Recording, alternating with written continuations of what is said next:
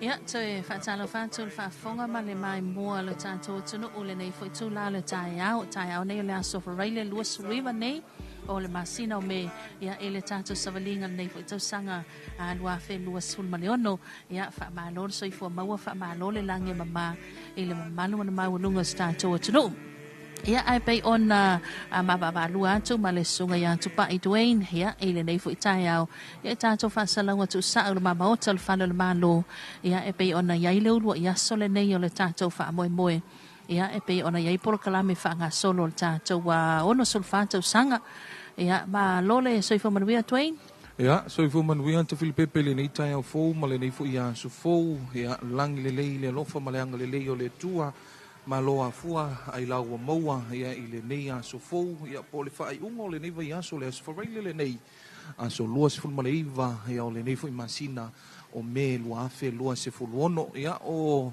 ta penanga masa fa pisa o ia ma le tatou tapisa i le tatou fa moe o le ono se fulufata usanga tanu ona Tutoatasi ia lo tatou wa tunu ia mai pulenga fa kolone ia ma le tusanga ia fe iva se la ono suma le lua ia ile tau matau tu foi ia ile nei vaenga o le tai au ia le nawa amata mai le solo tele pe ona ta oto le fa moe ma le por kalame ia ale tatou wa tunu ia ile solo tele ia ale tatou wa auta alo i Taamilosaga lava ia o faamamalu ma faamanatuina mo le tatou sisinga fua i le taumatau atu i le pito i luma ia ma le agaʻi mai o le solo ia o le nana tomua mai ia e le mataga aluega o leoleo te Filipe tomua mai e le mataga aluega o leoleo ia le solo tele na o le autaalo talitonu autaalo le iai ia o taaloga lakapi o taaloga o le tuuga fautasi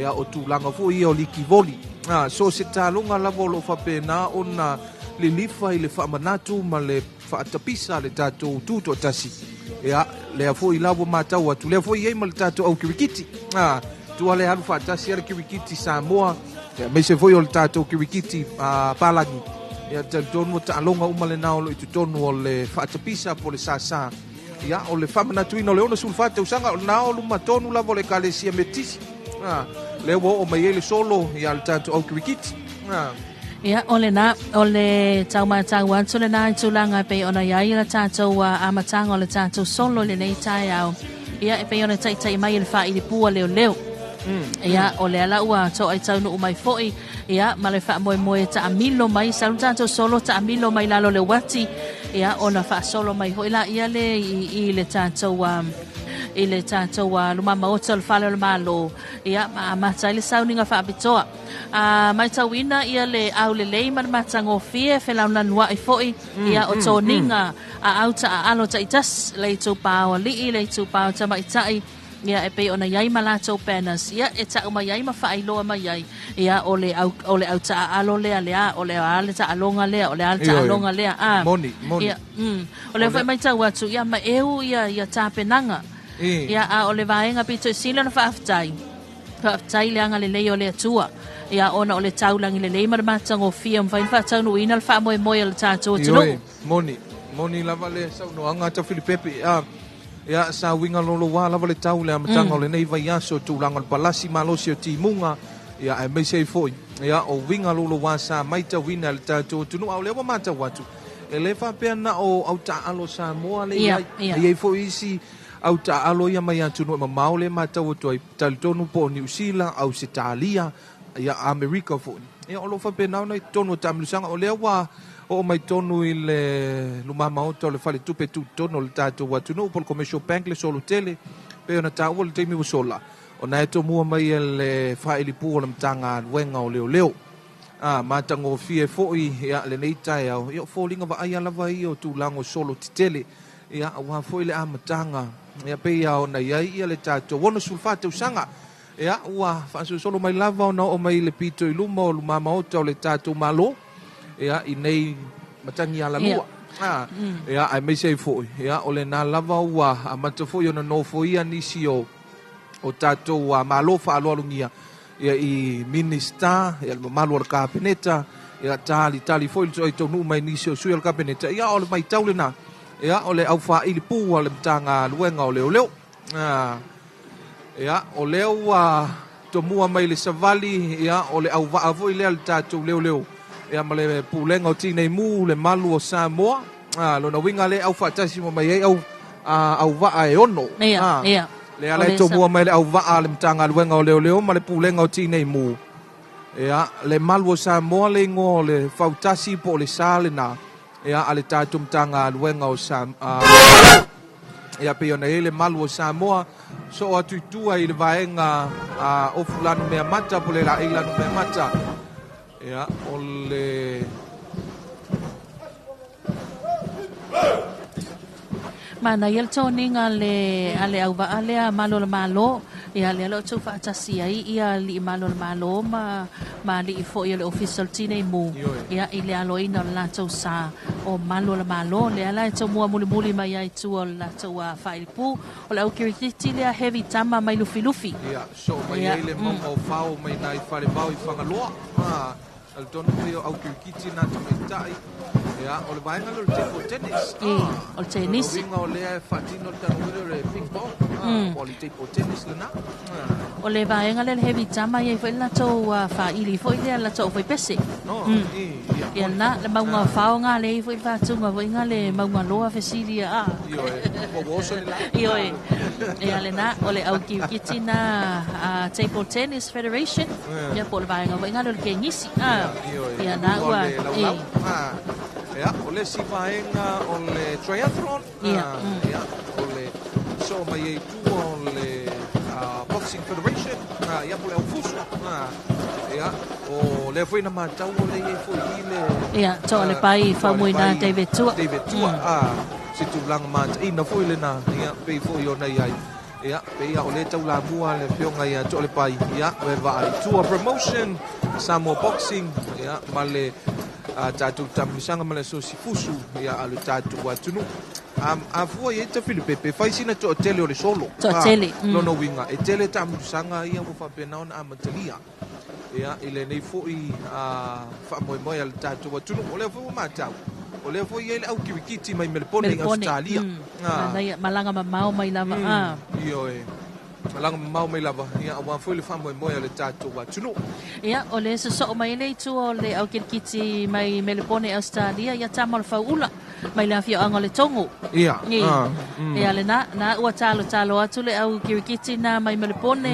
ia fatino foi le la tu fa alo ia I malo fa alo ngia lo fa pena ona lu mama ota o le tatu malo ia na lo tai mai e songa imiti ia le tu pawa li ina ia mai Melbourne ia o le tulanga le na faula ia mai le afio anga le tongo ia o tatu au na o le au kirikiti lo no winga au tamai tai o le matau so le fa pena o ali ele na o le ia o pumali e vui le tulu e au le ina ila o tamai tai eso se me ia ia tamai tai ia le na ia o le la tu fa lo le na I malo fa lo ngia ia o le voi matau wa to le ele au apia Maroons ia rugby league ia o le lalo malava Maroons ia ile nei voi vaenga o le tai au lalo malava man motele sala fai ia o le tatou wa sosi kiwikiti fa va malo Samoa ia pe foi ona ia le nei vaenga o le tai au ia mai sei foi ia o le toa tele o ila to o le na wa solo mai foi matalo atu ia wa lava le amatanga o le tatou por kalame ia o le nei foi tau sanga le tatou Tutoatasi mai tawina ia le sangi fia o le mamalu o lo tatou atunu e mai se ona ia tatou au alo taitas ia o tama o tina o tukulanga talavou o whanau la iti ia o le se tatou au le na o le whetau team mai la fio anga vai lima ia po le maunga vaia ia na wanga mai te tonu le tatou malai nei ia ma nga ia tu fo I va tu la nanga e pe ona ia il tatou fa mo nei tai au la tu tongi nga o le ia solo mo sama ma le mitia fo mo ia le na o fa tino tu fo ila to fa alo ya tulanga pe na ya tato malo fa alo ngia nei vai ngole tai au Io e mata wata fil pepe o tu atu le solo mai e le Samoa Outrigger Canoe Association ya lo na winga o le au vaalo le asosi foi le o le ila to le fa tino le vaalo ya pole soka le Samoa Outrigger Canoe Association ya le na foi taltonu ya amatalia foi se Taamilosaga tele lava ya wan foi le tatu Tutoatasi so mai ai fale aliri o le au le na laumei lo na winga o le au walova na le asosi le na le laumei taltonu pe ya o le vai Taaloga ya o le mai atu le au kiwikiti o le au fusu ya o le au kiwikiti Samoa o le o mai le au walova awara ya wa o le aso lua vai so fo tu sal fa tulunga ina le tanto por kala mele ya ile le tanto wa fa moe na tu unga longa va ya o le vaenga le matamatangi lo fa nga solo mai pea ya o le moana Outrigger Canoe Club le na ya na o talo atu na tu tongi lanu moana ia sila mai o ka se toa tele sole ia o le nā vaenga o le matamatangi Outrigger Canoe Club ia o le whanga su solo mai ia le au vaenga ia o le na whanua le au vaalo na whanua paddling regatta ia o i la tau lavo i tono le Taaloga lea o le alonga va ia o loo whapena lavo na whaanga solo mai talo atu ia i malo whaaloalongali whaaloalongia ia ile nei foi vai ngole tai au ia matango fie lanu wai le ese uma ia o asosi makalapu taitasi ia o Taaloga ese ia i tutono le tatou atunu mo le fama mo le ona sulfante usanga le tatou atunu le tatou Tutoatasi ia le si foi le na vaenga o talo atu mana ia le tatou toninga lanu mumu fantasi ai ia male fi mo le fua ia po le tatou loko le nei foi tausanga Samoa Watasi mo se ata fo ia le foi matau ia pe ona tau ia tunu ia foi la tu mai tunu mamau ia a matau tu iai ia le foi ia Australia New Zealand America ia fa pe foi ia naua so mai tu o le au Nepal po le au Netipolo ia Samoa au Netipolo po le so si Netipolo ia Samoa ia mai le skopa ia o le vaenga le skopa St. Mary's talo mai foi ia wa foi le nei tai au ma le tatou fa moe faisi to atele to pai ele mai tau mai le tatou tunu ia faisi to atele pule ono le tuatane ia le na o le uni la kapina le tuatane le 7th team ia bana tua foi sa ilinga seompini a onga ia le foi na mata ina foi le tu lai mai foi el tatou kolisio i tuatane tonu au la kapil nei le o mai le Taamilosaga la kapi foi le malisi sanga to Joseph le fatino foi ia ile nei foi masina le masina foi le masino uni ia le famoe la vai tas o le por kalame i tutonu o le tatou ono sulfate usanga talu o tatou Tutoatasi so mai lola ia ma le tatou asosi volleyball ia taita mai foi ele fionga ele presidente ia me se foi o le asosi ia ma kalapu taitasi o lo tonu o lo tausini o le Taamilosaga liki voli ia o le tatou Tutoatasi ia o le na kalapu le mikasa ia taita mai foi le presidente lau afono al kalapu le mikasa ia na to mua mai le pena le tatou asosi volleyball pe ona ta wa pe ona vai Taaloga o se so o to ia i tu o kalapu ia o lo tausini o tu tonu o le Taaloga la vetasi o mal Netipolo alonga va ia le o me le volleyball ia au le mikasa na mo mai luma ala toninga so o to tua male auso volleyball ia male Golden Eagle ia o la to mai to le laumu o tu mua mai fenga ia me se foi so o atu wai ia o le au siufanga ia leone pai ia mai siufanga mana ia so o toi le ma o kasa ia ele faisina le manino atu ona na ua mua na sisiva na itamaita ina ua mua na faali fia ia ele fa sawa tatu pena o le tuma lo no ma numero lua ia malefono fa vai le ituma lo no ma numero lua ia lato au voli foi le na na wanga mai tonu ia le au kiti ia tamaitai tanunga manono taina le ia vai ia na la tongi la nu moana sama mafusi ala tolu io se toni nga ia au kiti tupa e longo fia fusi ala tongau ia e tonu pe le na wa fa mai a mai foi e a pe ole au voli ia me se foi e ole solo muli na ia pe tonu pe se au lakpi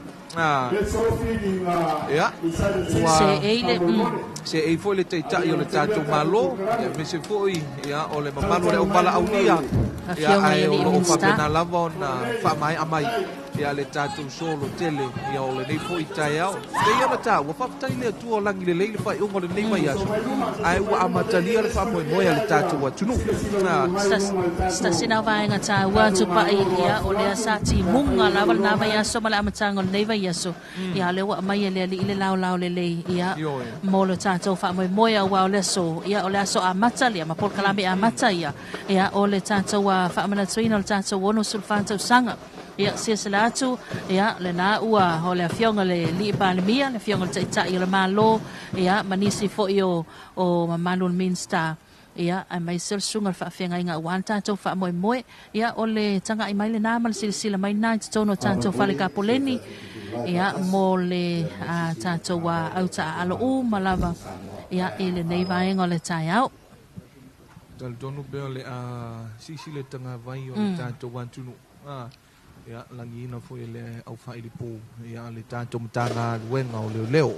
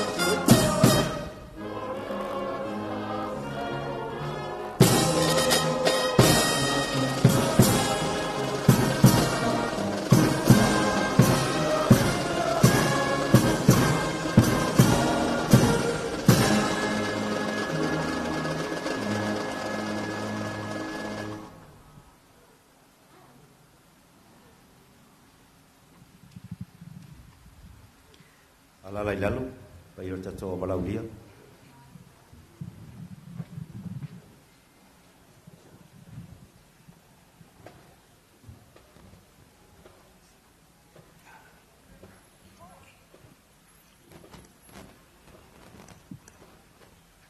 e ai le langona o lea ua marutau e matangi ala lua nei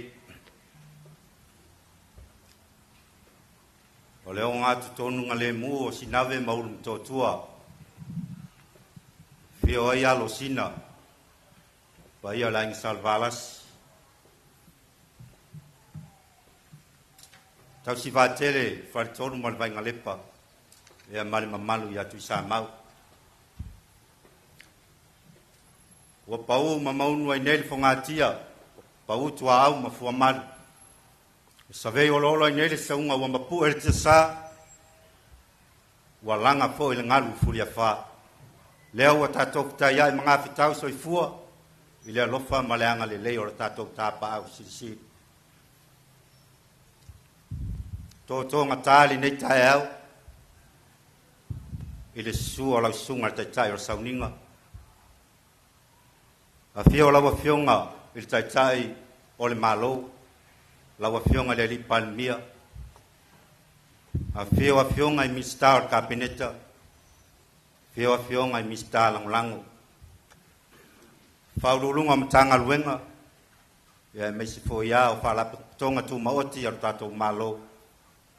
Ia ai meisi fo li pai o tatou walaulia. A fionga presidente pa ia ma le mamalu o laulau o asosi taalo makalaku taalo pa ia o Samo o potopoto o pa ia lava lea ua ainga tama mainga o le usonga tumua mapule i tu au malatau ainga ritai ma le vao fonuti avea lo lewe fai mafonga o te taifono ia o le komiti o Taaloga o le Tutoatasi o le nei tausanga ia o te whatalofa ma au alofa atuai ma lor soifua langi e ma loa i lau tae au maua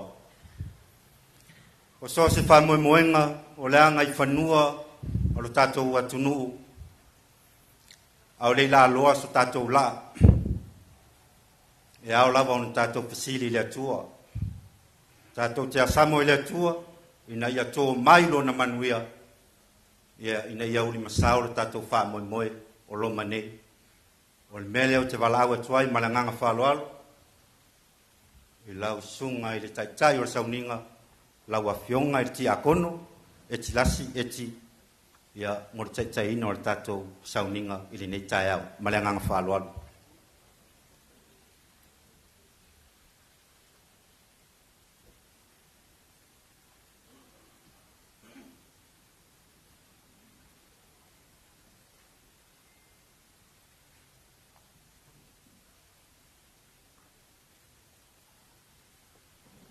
O te mua o na o whātu lau I le awhio I le paia maualunga o le malu nei. Whātu lau fo I le paia tāwhawha o le malai I matangi ala lua nei. Tātou wala usu I le nei tai au e whānono manu I le atua. Wao tātou whaiva matiu te whātino o le aso ma le aso. Ina ia whape nao na au I manu. Mea umai ala ilo na whātisi mai. Tu whātasi o tau whinangalo maso mātou whāmoi moe. Ai se o tātou tāpua I atu I le atua. Tātou vi atu le suafo le tāsi tōru pa ia e whāvai ai Samoa. I le sisi whātasi o le fua o le manu malo keriso. I le suafo le tamā malealo maleangango pa ia. Amene. O se upu mai la fionga pa ia le atua e whātom tawina ai tātou I le nei asu. Sitia mai I le tusi o salamo e se laus fun malilima a o lona whai upu mua. Awane ia te mātou le ali ie. Awane ia te mātou. Ai atu ina atu le vi inga I lou suafu. Ono lou alofa ma lou wha maoni. Not to us, Lord, not to us, but to your name give glory because of your faithfulness and love.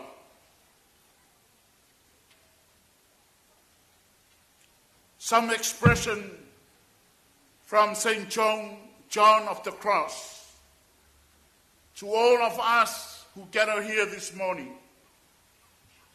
It says, all Christians should always remember that the value of their good works is not based on their number or quantity and excellence, but the love of God which prompts them to do these good things. It's not the quantity or the quality and the excellence that pays the value of our good works and good deeds, but it is the love of God that we have to value, because the love of God it's what prompts us to do all the good things.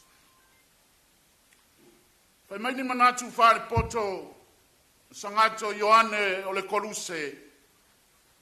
So se kerisiano lama e te tau o na manatua o ngā ruenga le lei e le whaavaea ona o le whātinonga i le au whainga po le numera o le whātinonga o le matangofia o le whātinonga. Ai, i au tātou manatua e whāwae ona o le alofa tūnoa o le atua o le na whao sofia i tātou e whātino mawhaia mea le lei. O le nāle aunga au te o le tātou a inga sila whaiai le malayo i tangi ala lua nei. O le whātou whaala inga le lei ma se finangalo sa ili malo taitai o le atunu. O wani tāpenanga silisili. O wale whamana tuinga o le Tutoatasi o Samoa i le nei tausanga. O le mea moni o le alofa o le atua na whao sofia i la tau. Ina ia tāpena ni tāpenanga mātangofie a wale manuia o le atunu. Lea ua mafuai le tai au le nei. Lea ua whaso atu ia te utau. A wasa o tau tāpena, mafuafua, mawhanga solo mea uma i le whamaun. Ina ia whatino ai tāpenanga mawhamoe moenga i le manuia. Ai awane i ngalo ia te utau le whiau o le tala le lei le nei tai au. Whai mai le whai salamo. Awane ia te mātou le alie. Awane ia te mātou. Ai fo ia tu le vi inga i ante oe. Wa o oe o le alofa ma le whamaon. Le alofa leo le tua e whao sofia oe. A e malo, e te malo wha te mari. A e malolo, e te malolo wha te mari. Whatino mea uma, ina ia, tu maua i pēa le whialo whani, ai maise le no nofo file mu o si o tātou wantunu. E amata mai le aso le nei, a wafoi, e tā ano atama, a o le uso. E i uai mea uma i le manuia, ai foi le viinga i le atua, a wa o ia, na whao sofia fina ngalo ma manatu le lei, a wale manuia o Samoa tai au. Langona na ma manatu nao le nei tai au. A wa e te alu ma o manatu whaare tangata e whaatino aili, Taaloga, ma fuanga o le a whaatino. Ai e alu ma le alofa tu noa o le atua wala lanu ai tato. Ina ia e malo ai, fuanga whaatino o le nei asu. Ina ia pupula mai ai pea le matangofia o le atua malona file mu. I to tonu ia te tātou. Ai whamanuia ai fo i si o tātou watunu. Se o tātou tutala. O le nganga o whaftai le nei tai au lo mātou tua. Ina wei whatau nuina le nei whamoe moe i lo walofa ma lo wanga le lei. O le aso sa ta pena ma fuafua e le tangata. Sa ta umate whamea tai pe tua mania. Au lea ua whalia le moni o lo walofa. Wa e ta pena ina le manuia ua whatau nuina ai la mātou mafutanga nei. E whaasifo le tangata ang sala. O mata o maasias. E whea ngai mari palapala. Ia e alofa whamangalo Samoa. I sa mātou a mio wale tau tamali i lau sila whanga pa ia whamole mole. Ao le tatalo. Whamanuia mai si o mātou watunu i ona taitai mo na tangata. Ia whatau nuina i le manuia fuanga o le nei asu. Matapenanga uma wale whamana tuina. O le saulo tonga si o mātou watunu o Samoa i le nava yasu. Whatasi mai oe lo mātou tua. Wa au noa malau fio. E whaiva vale uma fuanga lau whanau. A le manuia mai le tua e sili me manatu i ai le tangati. Le alofa tu noa o Yesu Teriso. Ma le mautanga fai pea ma o nganga pa ia. E tu mau pelea ia Samoa. Nei e o i le whaama vau. I le suafo le tama, ma le alo, ma le nganga pa ia. Amen.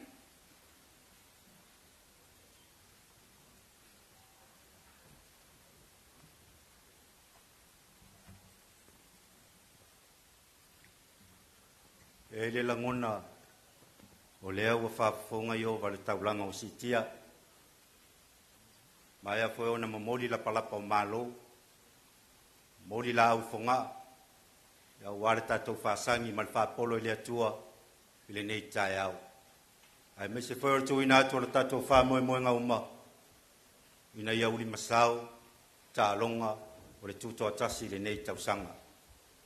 Melea Momolia toile ngangan whaapatai i la wafionga ti akono tu sai foi male upu folfola o le upu whalai au upu whamalo si au o le upu e whaatoa i le loto o le tama o le teine taalo ai meise foi o a tatou ofisa o le awhafoeina a tatou Taaloga ina ia whaia mal whamaoni Momolia toile nganga o le whamalo mal whaapatai i la wafionga ti akono li nei tai au o le talo ia whaafuru mai pea i le langi tō mai pea i le langi le tō wha le atua ia awa le ngaluenga tālai ai meisi o le finangalo tālai o le atua ia olo nopia ia inu o mafioanga masalo se taimi ia on whao atu foi lea o se mea alofa le fionga i taitai o le malo ai meisi foi o le komiti o Taaloga o tapenanga o Taaloga ia mo laua fionga.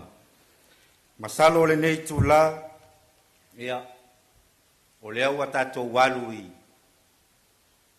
i le whainga o Taaloga whaavao malo pe o le Olimpeka ia me se foi o le Commonwealth e ai tau tinonga e whaia e se sui o ari matamaitai taalo ia me se foi o sui o ofisa o lo whadi ma whaatonu o Taaloga taitasi ina ia whaia se tau tinonga au lei amataina ia whaanga tama mo le sisinga fua nei tausanga. O le mea lea, o te wala awa tuai le sui tamaitai, ia ua veo i o sui o tamaitai uma o le atau sinyo le nei tausanga i sos whaanga tama o le sunga ia ngongo uli uni ia mo le whaatino ina o le nei a tau tinonga.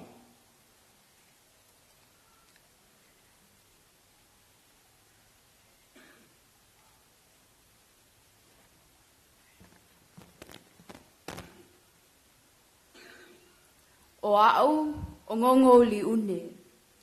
O lo avea nei au matamaitai Taalo o Taaloga o le netipolo mo le whaanga tama o Taaloga Samoa mo le Tutoatasi lua whelua onu. E avea ai lo uleo e whai masui o tamaitai ma li i Taalo uma o lo tausinio i Taaloga uma e lua sefulu mo le Tutoatasi o Samoa lo na ono sefulfa o le tausanga lua whelua onu.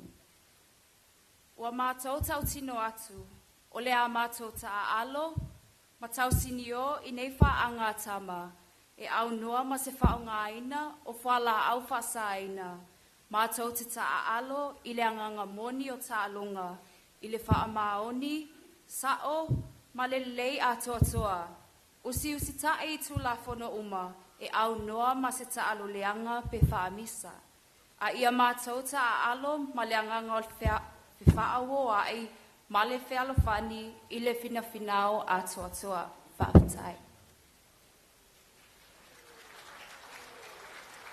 Whaapatai lau sunga ngongo. Te walau atu i le sui o atatou lofali ai mai se foi o whai aonga ia mo le tō lau ina o le tau tinonga. Lau a whionga masui sui kena wei maisa.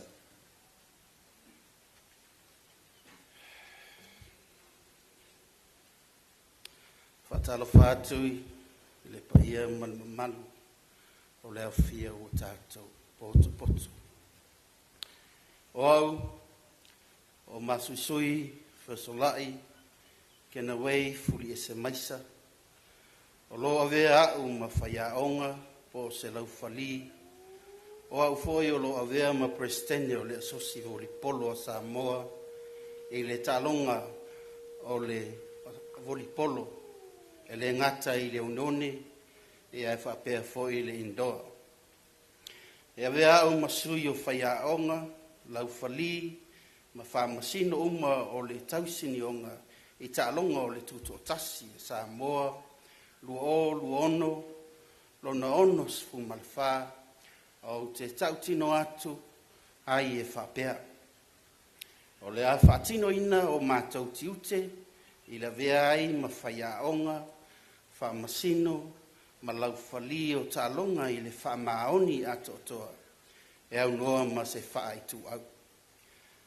Ai ia usta ia tu la fono uma, ma ia inga, ma whaataatia mō talonga. Ua mātou ngā lulue ma le whamaoni, a mio sao, ma tongu lelei, a e sili ia i mātou, o na tau sisia le anganga moni o talonga, i lona whamaoni atotoa. Ina ia manuia talonga o le Tutoatasi, o le neitausanga, luono, whaftai.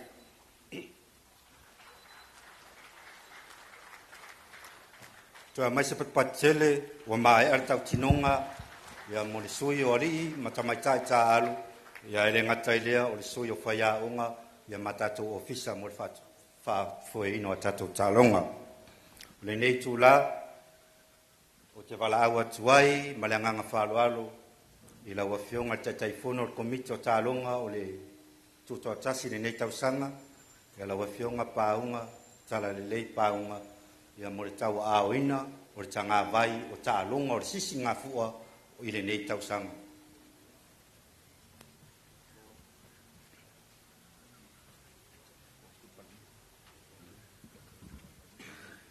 Walau atu foi ma le anganga whaaloalo i la wafionga taitai o le mālou ia mo le tau aoina atu o le tatu tanga vai o Taaloga o le sisi ngā fua i le nei tausanga. O te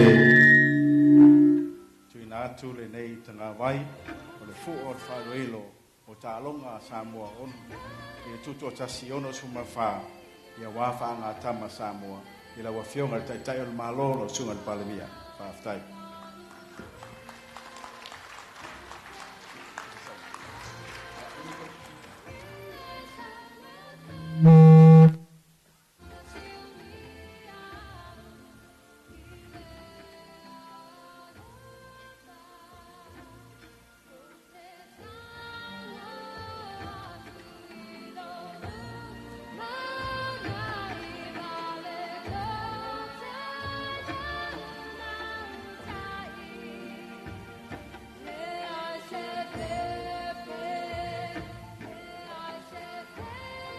Silafia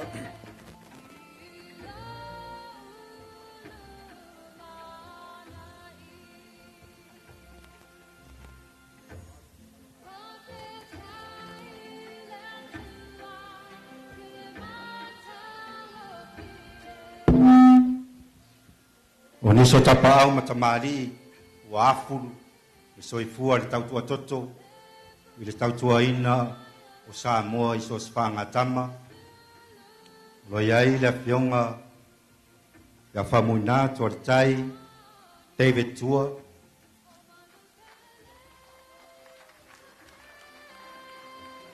o le fionga ya tulia pupu Brian Lima o le fionga ya tuala Matthew Vaya ia o le tamaitai, o le sunga, ia ele o pelonge. Ia o le pionga ia a pelu Ioane. Ia patasi ai, ma le sisunga ia Milo tole afoa, ma le tatou Special Olympic. Ia ma le pionga ia masuisui, kena wei maisa. La tau ia wa fai masui ia moli mawina foi ia le sisi na e o le tanga vai o Taaloga ia o le nei tausaga lua o lua ono.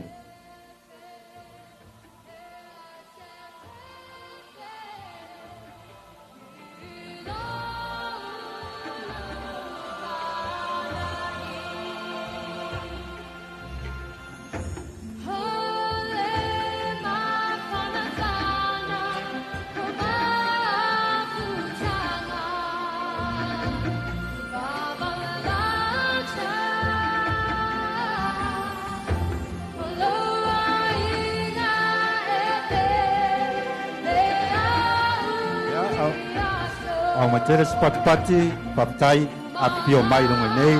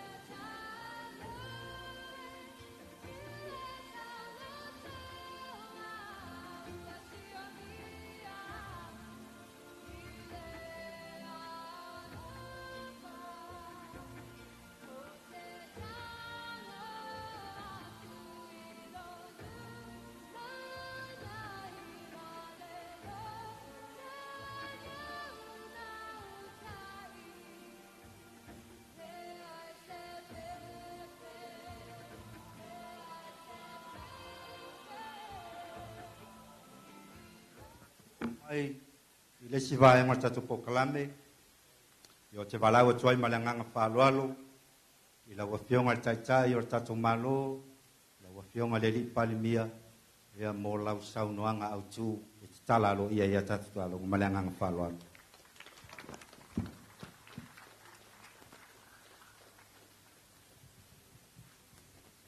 So se whainga mea Samoa. Te tau lava o na Tatala Aloaia. O te walau atuai, te paia, malmamalu uma o tātou au taalo, o tātou whātasi le nei aso i whaangata ma uma lava le atunu. No lea Tatala Aloaia lo tātou tāiao. Bangele, tāmal tātou pese le la whai tātou soa. Awhia mai, Hatia! Alo! Awhia mai tau saro le atunu. O mai tātou tau pōu ia te tara tātou asu.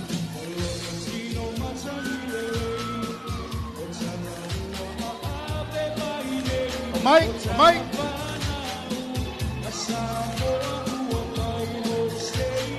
Hatia! Alo! O mai tātou au mai whafo. Tara le abanoa. Ai, fia sasa. Fia mai luma nei. Hatia! Alo! Doso mai luma. Kala uma o Taalo. Alo!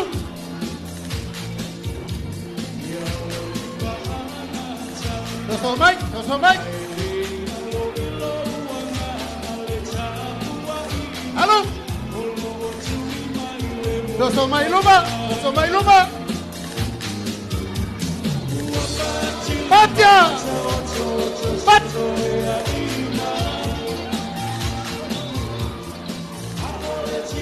Alo! Doso mai. Hatia!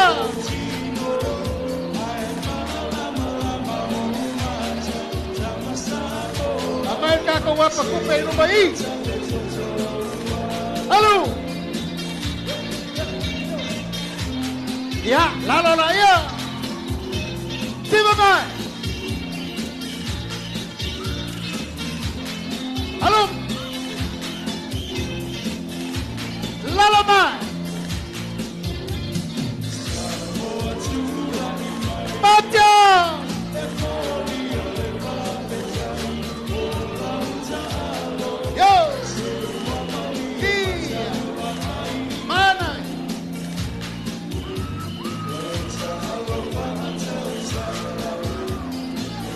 Alung.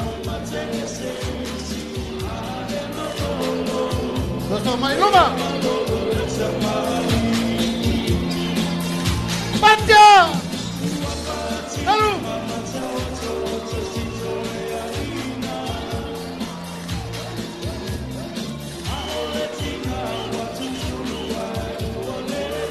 Alung, alung.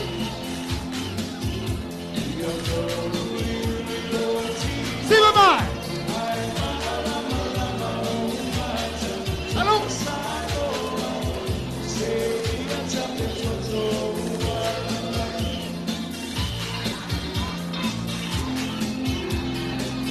Baca. Hati. Alung.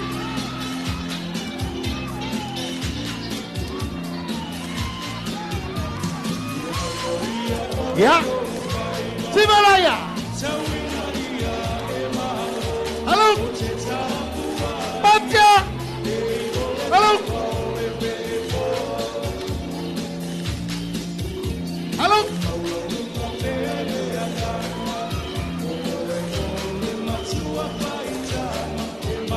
Bale.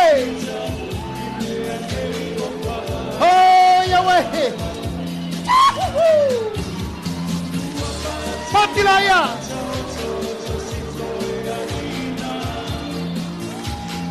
Halo.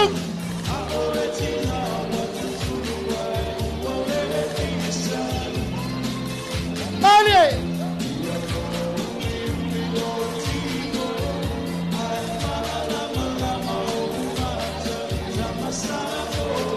Baca. Hey, hey.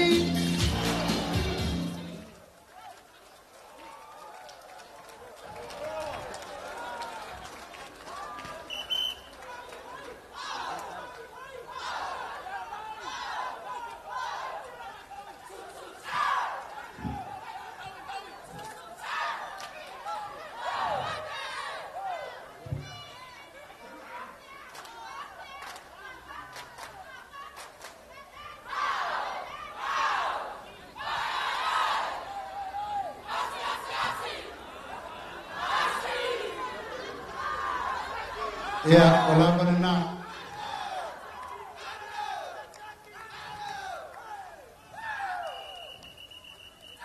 Elelei le fa umon tato pese la ngaleo mai da wan na kapa.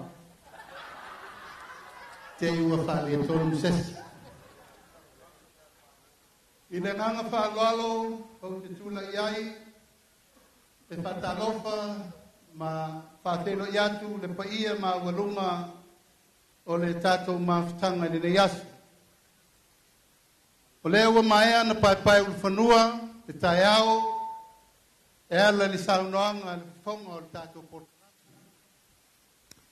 O lea ua maea, po malo, saunia iai le sunga le whawhengainga taulangi. E tausi wa atele a wāni niwa mapuni ala waa, sa leo polu matuisa mau. I ia ai le atua, le alofa ma le angarelei, ua mawhai o na whataunuina le nei whamoe moe taua. Ao pa ia o le ua malutawee i mamalu whaalitala le lei, pa ia whaale malo, ma pa ia whaale atunuu, mātou whaatula watu i le nganga whaaloalo.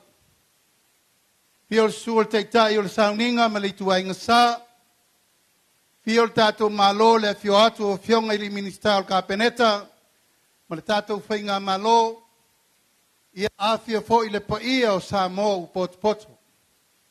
Pa ia lava leo aingo tupu, aingo nofo, aingo papa, ma ainga te whaiwha. Ia tainane ainga matama ma ainga i le usonga atu mua mapule, i tu au ma la taua, ainga i le tai ma le va o fonti. O le whamoe moele nei o tā penanga, o le whamanatuina, o le tātou malo tutoatasi Samoa. Tātou te auli ai le ono sifulu ma le whātau sanga. Talu o na tātou tutoatasi lo malo Samoa. O le ngaluenga na whauao whaupoe o tātou mātua. O le lango mai tia sā ma le lātou ngaluenga na whai. O le ua mawhai o na tātu tū la lai ai le tae au le nei. Ia matawa ai a tāta o tau le leia o le lumanai o le tunu. Ma e le mawhai ai o na whaangalo le lātou tautua o. Le lātou tautua malo ma le tautua mata pala pala. O lea ua moli mawina tātou waunga tupulanga i le tae au le nei. Ia whai mawi inga o le atua e peo na saunoa iai le taitai o le sauninga. O te ofalo fatu ma whatalo fatu i whaanga tama umalava o lea ua tātou wauwhanga poto le nei tae au. O le whamoe moe o le taitei whono ma le tātou komiti o tāpenanga o le Tutoatasi. E whai se komiti Faapitoa. E whaamau popoina Taaloga uma i le atunu. E iai uma whaanga tama ese. I so se tuainga, ali matamaitai. Tai nane whaanga tama uma o lewa toto maola i te tonu o le tātou atunu. Peitai, e iai nisi o whawhita auli o lo tātou vai pea. O nisi o Taaloga ua le te whaia. O nisi o Taaloga ua whai matu. O nisi foi o Taaloga e ese le whemisa hai. O le tula i atu o le tātou māloi le amatanga fau le nei. O le alalango i le tau aveina o Taaloga nei male lumanai. Le ala lea. Ua whaatuina ai le matanga luenga Faapitoa ia na o Taaloga lava. Ua whai alona minista, whai alona pulenga ma whai uma me uma, ina ia lilifa e tāpenanga le malo mo le lumanai. Mo tūlanga tau Taaloga mo Samoa. O le talitonunga o Samoa, o le atunu tau sinio. O le atunu e nau i le malo. E atunu sa ili malo. Ma o le atunu e fie fai me sili mo lona atunu ma lona malo. E iai le tae au le nei. Au tau whaafafonga i le pese lea na tā nei lea na tātou sivai. Tama a Samoa. O mana tunapu i upu ma whai upu ma le tali o le pese le nā. E ma moli mai iai a tātou uma o lo iai whaanga tama. Le mea o lo ta oto iai le fatu le tunu balantapo inga. E whapena fo ina ma moli atu iai le wha moe moenga o le tātou malo mo le lumanai. O le ala lea, a utau sila. O le wa mata lo ia nei le tāpenanga o le whamanatuina o le tātou Tutoatasi i mea tau Taaloga. Se mais tātou patpati. O le whaataua le nā, a le tātou malo i tūlanga tau Taaloga. A wafo i watalitonu. Wa pipile suafo Samoa i le lalolangi atoa. E ala i tau sinionga tama whanau o le atunu ma tātou mātua na mua atu. I leto e tau whaelonga ina leo tau si sila mai lumanei. O nisi fo i nei o tama whanau i le tātou fo i teimi. O le sa ave ma ave fua o le tātou atunu. Mo le tau ave ina o le ingoa tau le leia o Samoa. I whaanga tama. Tu e mais tātou patpatele mo la tau nei. Ia a toa fo i maoto umalava. Tātou uma le iai le so. Sa iai lo tau ngā luenga, sa iai lau tau tautua, sa iai fo i lau tau mātongi e ala i whaanga tama o le tunu. O le tae au la le nei. Tae au le amatanga fau e amata i nei. Le whamana tuina o le tātou wono su whatau sanga. Ia, ono olo lei tae au, aso sa, aso ngafua, aso lua, aso lulu, o isi uma whaanga tama o lela whasolo i le tae au ma le aso le nei. Ai o te fia lava e batu le nganga whaafitai. A mais tātou patpatele mo le kirikiti i Samoa.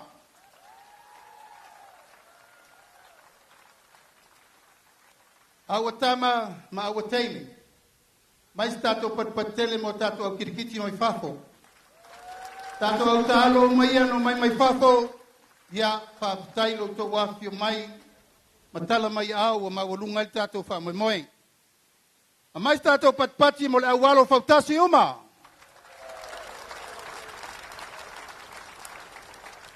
A mai tātou patpati mo au lakapi. Lakapi liki. Lakapi pai. Lakapi tak-tak. Netball.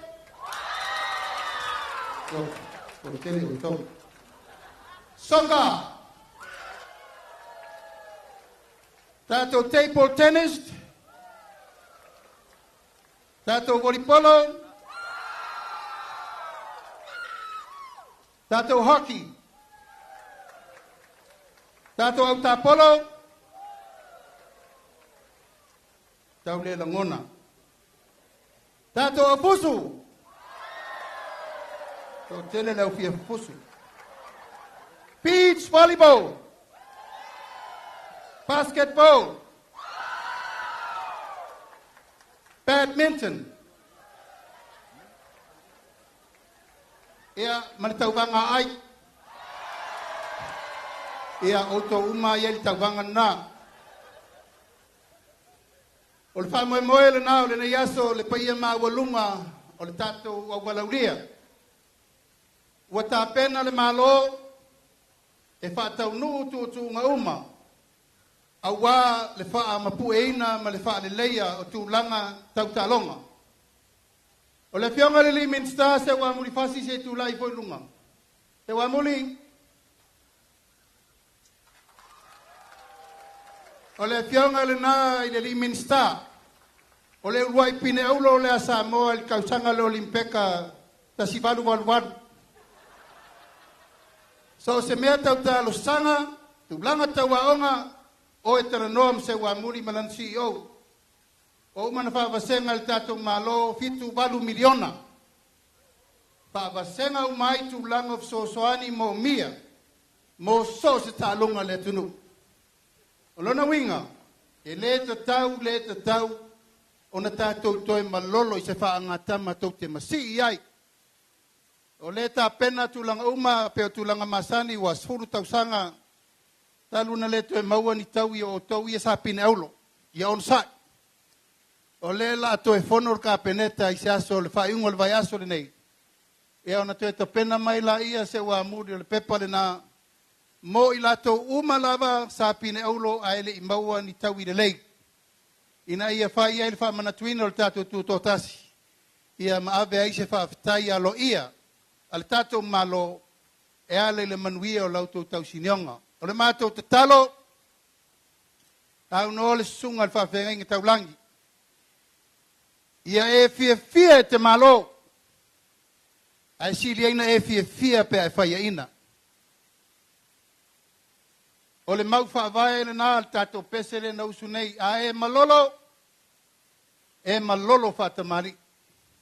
A le aunga ato le tātou whamoe moe.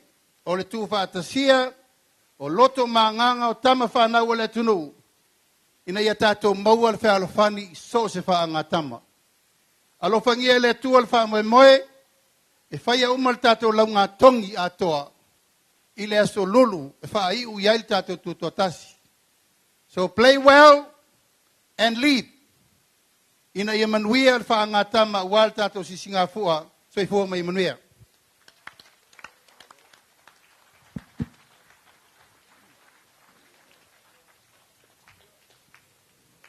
Ya, toi au mai tele se pat tele, mo le saunoanga au tu e Tatala Aloaia ai, ia whaanga tama, ia le whamanatuina o Tutoatasi o tātou malo Samoa.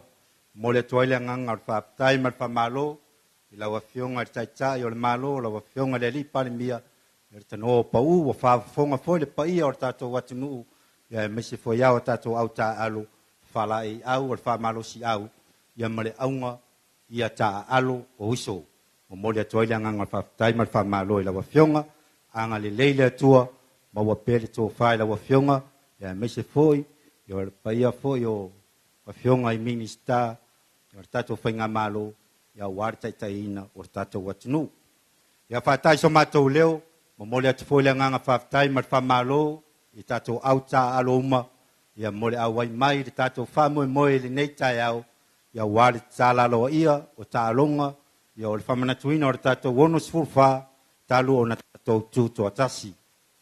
Ia lau afioga i le tiakono ia ua lea ua tapena fo'i ia le afioga le taitaifono ma le komiti ia o se seleni faatauvaa ia e utu ai lou isā aga lelei le atua ia i le galuega tala'a o loo feagai ai ma lau afioga.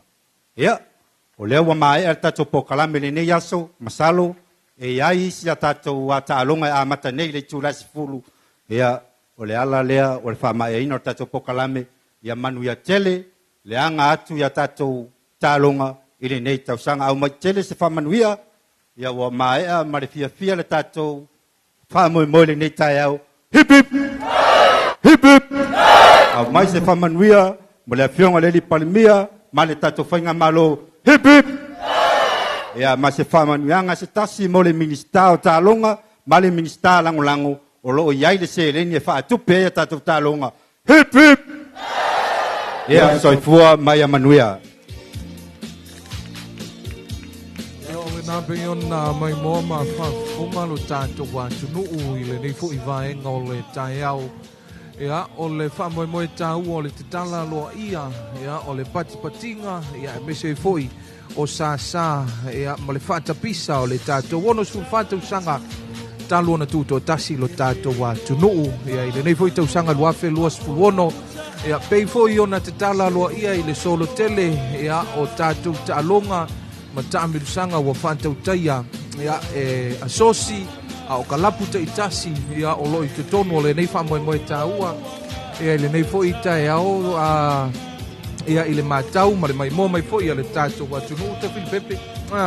O le tūlanga nā lea ua mai el tātou polkalame mo le whaafonga ma le silsila mai le tātou tunu ia e pei ona Tatala Aloaia ia i le saunoanga le fionga le taitai o le malo le fionga le li ipalemia ona po la aule le malia toa le watea po la taivau Fosi Smith ia i le mai o le tātou Sauniga lotu ia e pei ona taitai le fionga le tiakono ia le fionga ia eti lasi ia i le ekalesia katoliko i le afioanga o Vailele ia e pei ona sila mai ia i Taaloga i tele o tātou solo na o le au kilikiti, o le au lakapi pai, lakapi yuni, lakapi liki, ia o le au volipolo, Tuunga Fautasi, o neti polo, ia o fusuanga, po o whaipelenga, sisinga ua mea mafa, o le au soka, o le au tenisi, Taaloga le hockey, ia Taaloga le tāpolo, o le beach volleyball, ia ma le Taaloga le badminton, ia e pei ona iai, ia tātou solo na, ia i le neifo i lava engo le taeao. Ia o le foina sila tātou tunu o le sisina e o le pine ia po o le fua ia po o le tanga vai foi ia a le tātou wa Taaloga ia le pe ona ia i le autu o le tātou wono sulfatou sanga sa mo o tasi mo se amatanga fou ia a mai se foi o le laulau to ono e pe ona Aloaia ia inisi foi o tamali i o le tātou tunu o sai longa le lātou sau la lātou tautua e ala i Taaloga ia i so se whaanga tama le afionga ia tuala Matthew Vaia o le afionga ia tuli au pupu pala Brian Lima o le sunga ia ele o pelonge o le sunga ia a pelu Ioane le afionga ia Milo tole a foa ia whaatasei ma le afionga ia to le pai whamuina David Tua ia mai le tātou asosi fusu o le tātou tunu tupai Ia o i lātou fo i santelele sao tāua ia i tūlanga tau Taaloga i tono le tātou atunu le sa sisiina le tanga vai e Tatala Aloaia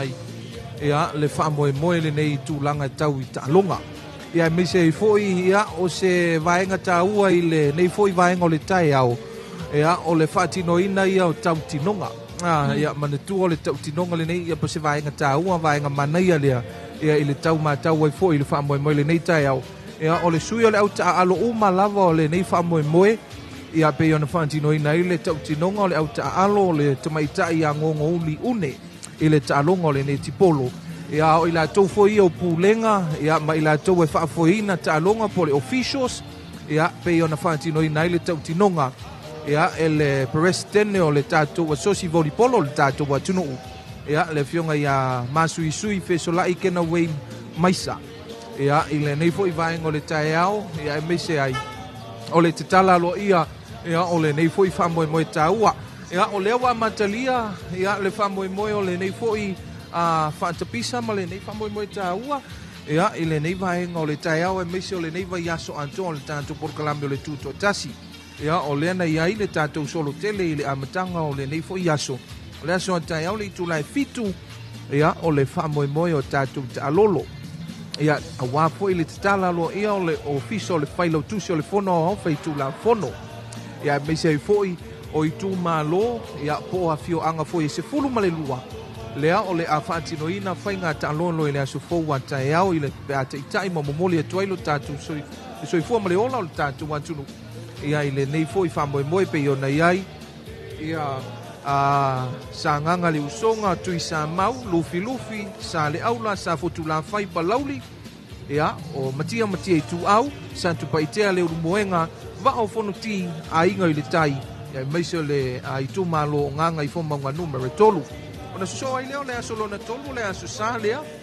o le Sauniga Aloaia Tatala Aloaia ia ma whaamanuia i foi ia ma tātou whaatangisia foi le nganga o le tua i le whaamoe moe le tātou atunu ia o le whaamoe moe ato le nao le Sauniga Aloaia le itulai lima i le aso sa aso tolu sumatasi lea o me i le lima i le fiafi ia i nai le hola le e whakasa tupulanga ia i nai songi ia o le teitai o le Sauniga o le teitai o le kalesia katoliko o le afionga i le ake pipo ia Mosese vitolu o tui so atua i lea ia ma viinga o le tua po pespisenga whaleanganga ia o le nei fui whamoe moe tā ua ta Filipepe e oe manaia o le whasolonga la tātou polokalame le wa amata mea i le so i tātou Taaloga ia o e ono ia lau wha ia o whai pese ia o le langi ina ma pese ina ia pespisenga whaleanganga viinga o le atua le afiafia le sa kolisi whawhaiwhi au i Malua, kolisi whawhaiwhi au i Piula,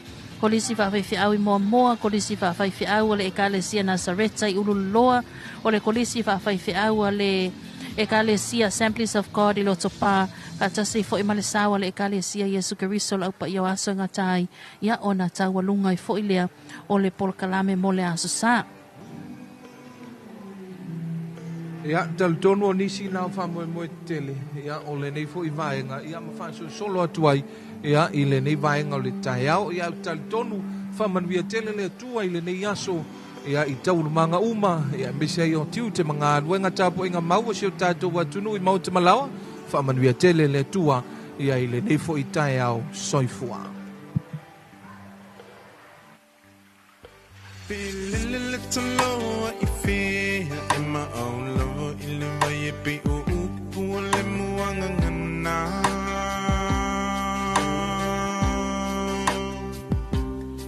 Se ilunga e te mo ilo whala pe malulu te mo e mawhana whana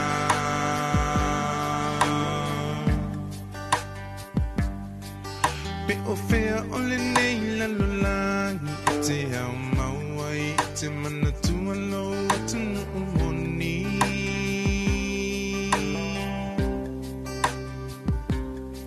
Se